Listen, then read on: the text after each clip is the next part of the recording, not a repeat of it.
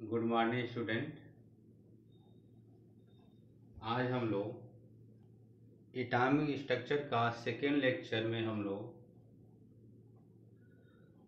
Radius of different orbit या radius of various orbit या stationary state by Bohr atomic model. हम लोग radius calculate करेंगे orbit के लिए।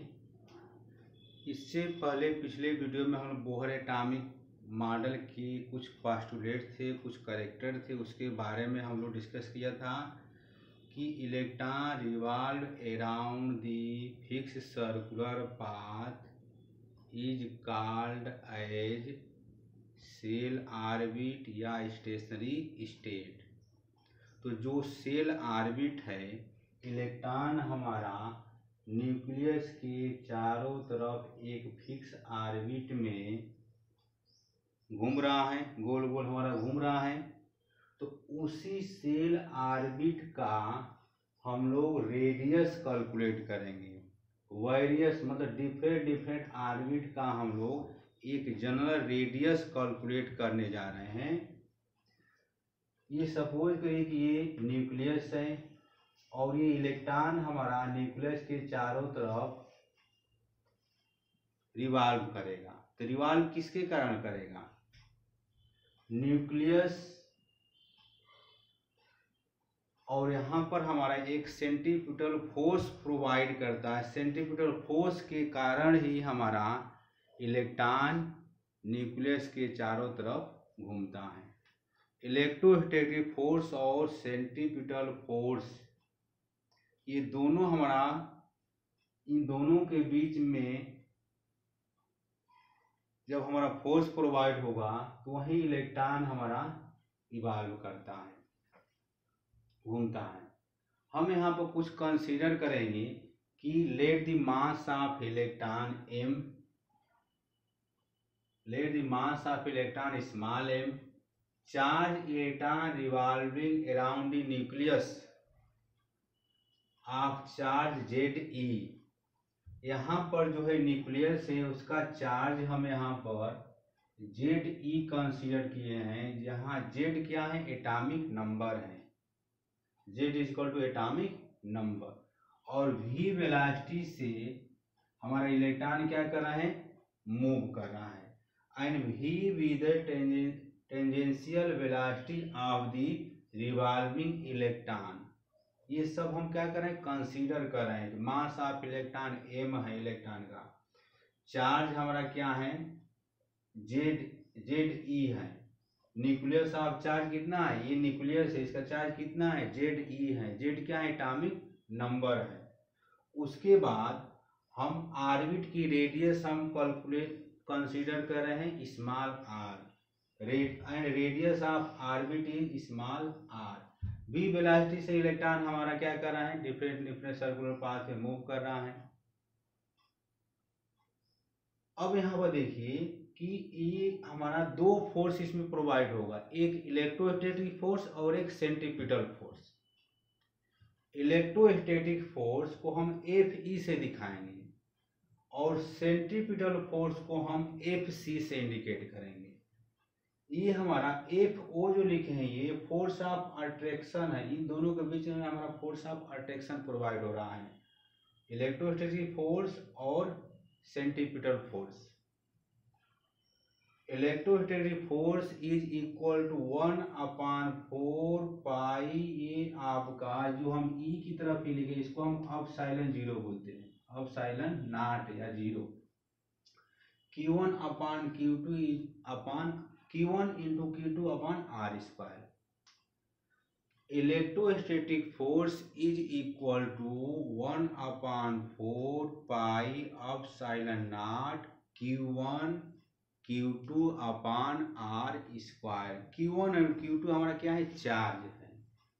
And centripetal force is equal to mv square upon R। m mass of electron, v velocity, R radius of orbit है। अब ये जो है इलेक्ट्रॉन हमारा रिवॉल्व कर रहा है न्यूक्लियस के चारों तरफ अब इन दोनों फोर्स को हम क्या करेंगे, इक्वल कर देंगे। यहाँ पर ध्यान दीजिए, Q1 के जगह पर हम न्यूक्लियस का चार्ज रखेंगे, Ze हम क्या माने हैं, चार्ज ऑफ न्यूक्लियस है, और Q2 के जगह पर हम E लिखेंगे, E इलेक्ट्रॉन का चार्ज। तो इसको अगर हम सॉल्व करेंगे, यहाँ पर इसके जगह पे electrostatic force is equal to हो जाएगा, इसको हम K मान लें, K कांस्टेंट है, इस K की वैल्यू हो जाएगा ये K इज इक्वल टू, इसको हम कंसीडर करेंगे K, यहाँ पर इसको हम K रखेंगे तो K हो जाएगा। उसके बाद Q1 के जगह पर हमारा Ze हो जाएगा, और Q2 के जगह पर E हो जाएगा अपान R स्क्वायर हो। इसको ऐसे समझिए, इधर हम पोर्शन मिटा रहे हैं,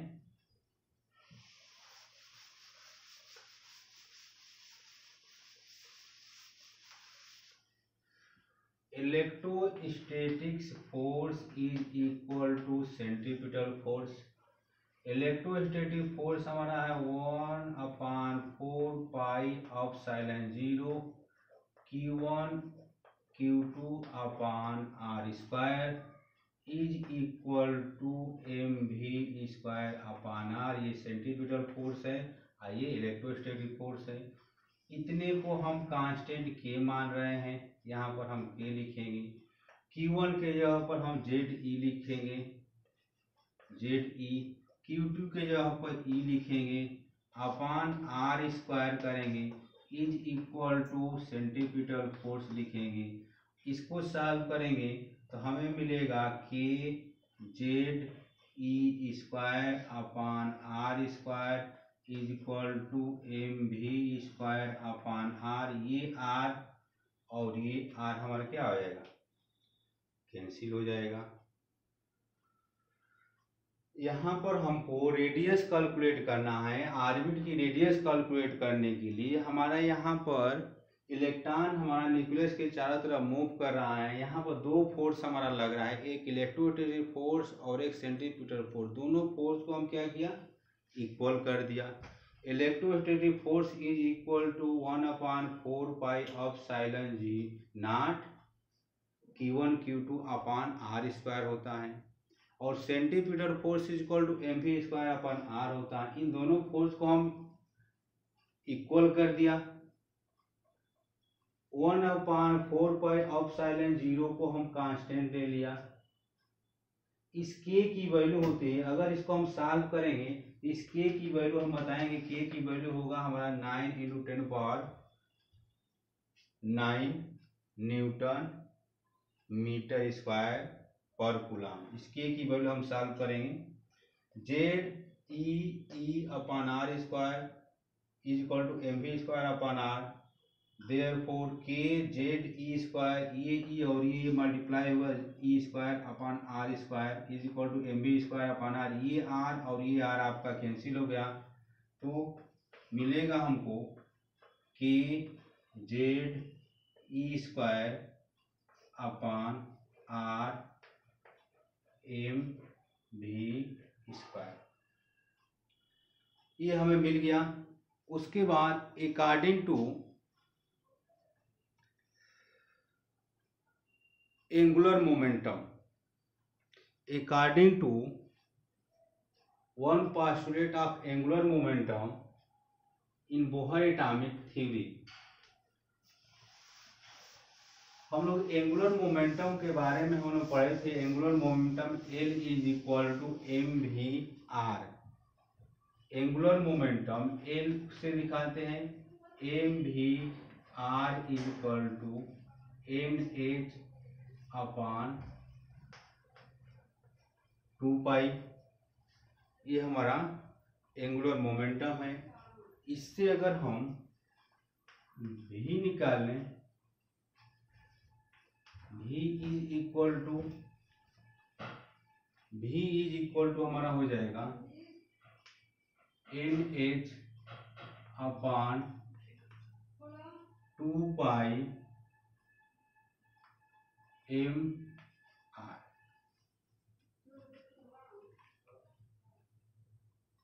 angular momentum m v r is equal to N H upon 2 pi, v यहाँ से निकाला, v is equal to N H upon 2 pi m v are.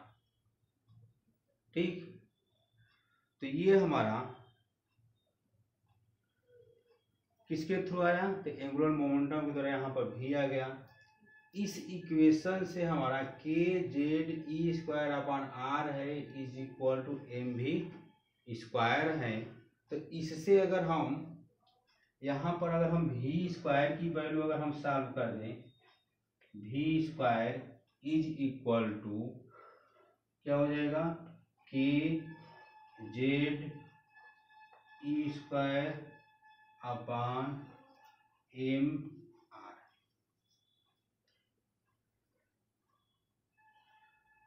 Electrostatic force is equal to centripetal force.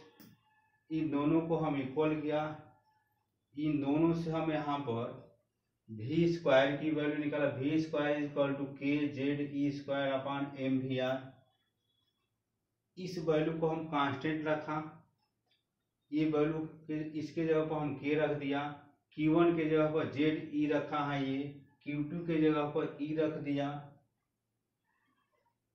Equal to centripetal force M we square upon are.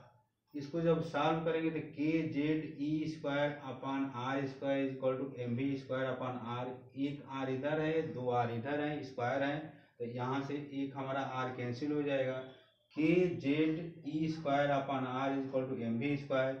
यहाँ से हम V square की value निकाल लिया, V square equal to के Z ई square upon M R, ये R है। इसको हम इक्वेशन 1 ले लिया और यहाँ पर इसको हम इक्वेशन 2 रख दिया। इतना समझ में आया। पहले हम क्या करेंगे कि हम कंसीडर करें कि मास ऑफ इलेक्ट्रॉन m है, रेडियस ऑफ ऑर्बिट r है, वेलोसिटी हमारी v है। v वेलोसिटी से हमारा इलेक्ट्रॉन न्यूक्लियस के चारों तरफ रिवॉल्व कर रहा है। इन दोनों के बीच में हमारा फोर्स लग रहा है, एक का नाम है सेंट्रीपिटल फोर्स और एक का नाम है इलेक्ट्रोस्टैटिक फोर्स। दोनों फोर्स को हम इक्वल किया, इक्वल करने के बाद हमको यहाँ पर वी स्क्वायर की वैल्यू आया। बोहर का एक हमारा पास्टुलेट है angular momentum, angular momentum is equal to N H upon 2 pi. N हमारा इंटीजर नंबर है, 1 2 3 4 5 एट्सेट्रा है। तो यहाँ से हम भी की वैल्यू निकाल लिया, ये भी और ये भी है यहाँ पर। अब हम क्या करेंगे यहाँ पर कि इस भी की वैल्यू, ये जो ये भी है, इस भी की वैल्यू हम इक्वेशन 1 में क्या करेंगे, पुट कर देंगे। इसको हम यहाँ पर लिखेंगे putting the value in equation first. भी की वैल्यू हम इस इक्वेशन में हम क्या करेंगे, पुट कर देंगे। तो यहाँ पर इस वैल्यू को यहाँ पर ले आकर के रख दीजिए, इसको मिटा रहे हैं। तो ये भी है, यहाँ पर भी स्क्वायर हो जाएगा।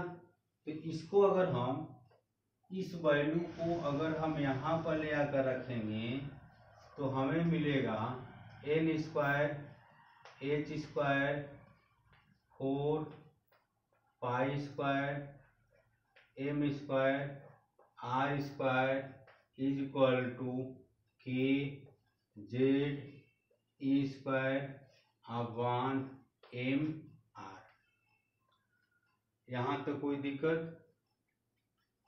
According to postulate of Bohr atomic theory, angular momentum is equal to nh upon 2 pi mvr। Angular momentum is equal to nh upon 2 pi. इससे हम v की वैल्यू निकाले, v is equal to nh upon 2 pi mvr। इस v की value हम equation 1 में put up किया, put the value in equation first. इसको हम स्क्वायर कर दिया, इसको हम स्क्वायर कर दिया, ये वैल्यू हम यहाँ पर रख दिया।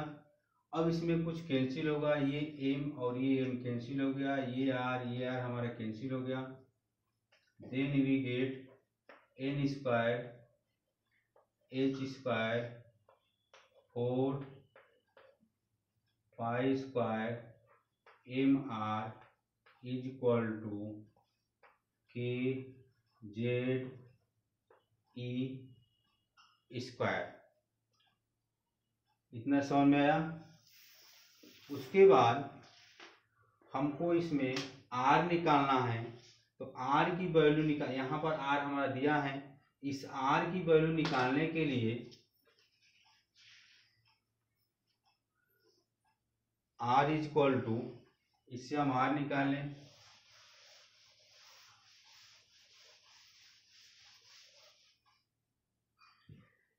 N square H square upon 4 pi square M R is equal to के जेड स्क्वायर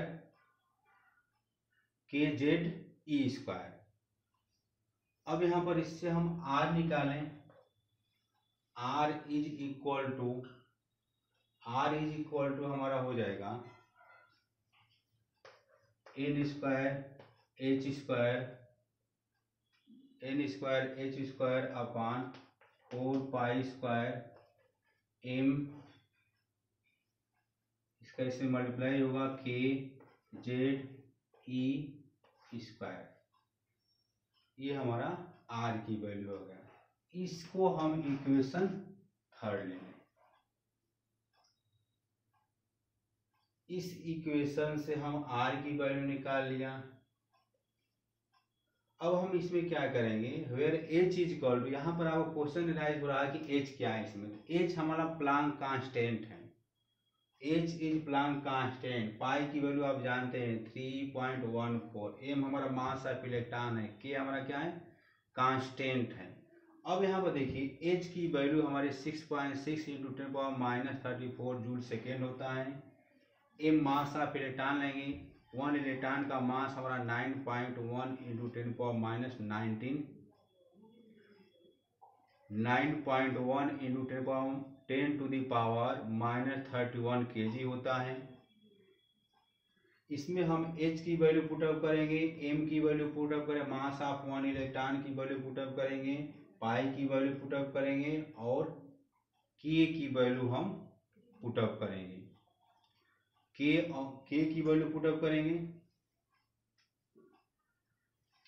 ऊपर हम मिटा रहे हैं।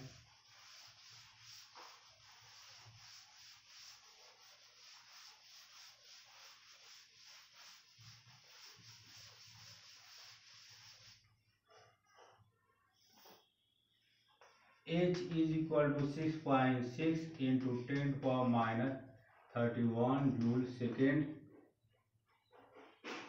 पाई इज इक्वल टू 3.14। उसके बाद K is equal to 9 into 10⁻9,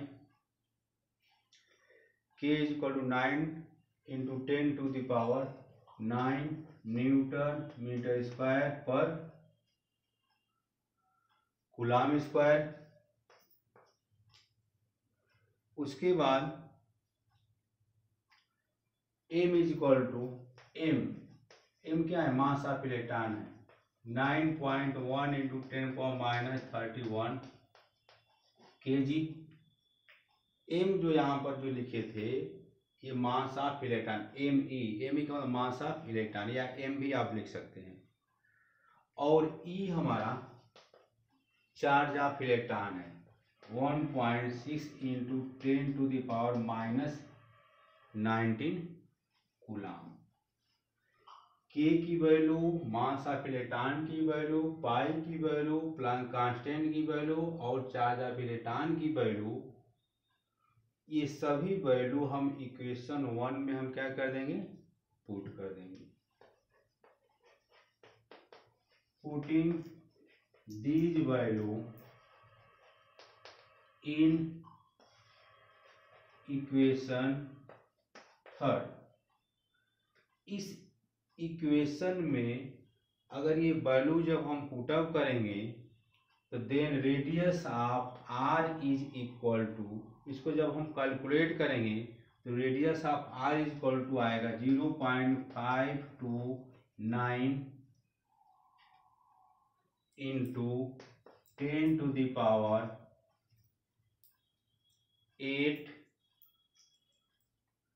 N square 0.529 into 10⁸ N square, ये आपका रेडियस हो जाएगा, किसमें? सेंटीमीटर में हो जाएगा।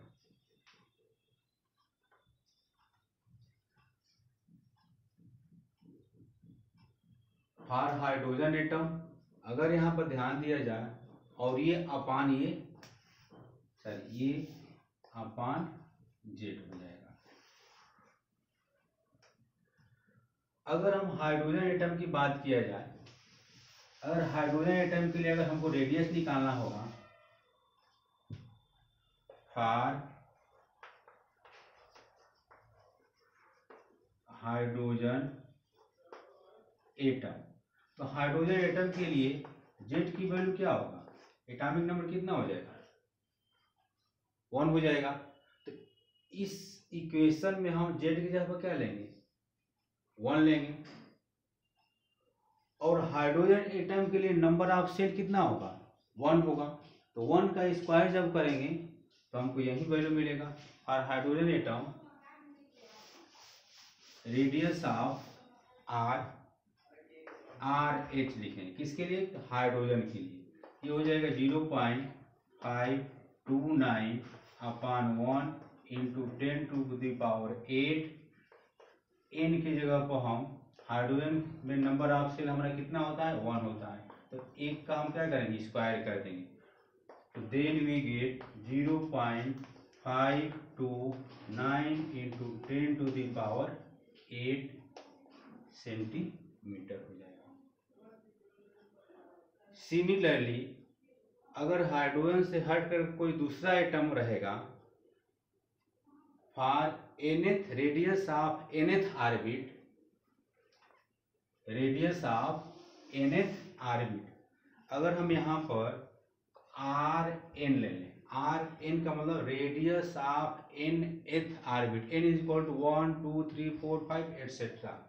Rn is equal to 0.529 into 10⁸ n square upon Z. इसी फार्मूले को हमको याद करना है। अगर ये डेरिवेशन नहीं समझ में आ रहा होगा तो केवल इस फार्मूले को आप ध्यान दीजिएगा। तो किसी भी एटम के लिए ऑर्बिट का रेडियस अगर कैलकुलेट करना होगा तो हम इस जनरल फार्मूले से हम कैलकुलेट कर सकते हैं। Rn radius of nth orbit is equal to 0.529 into 10⁸ n square upon Z, where z is equal to atomic number for different atom.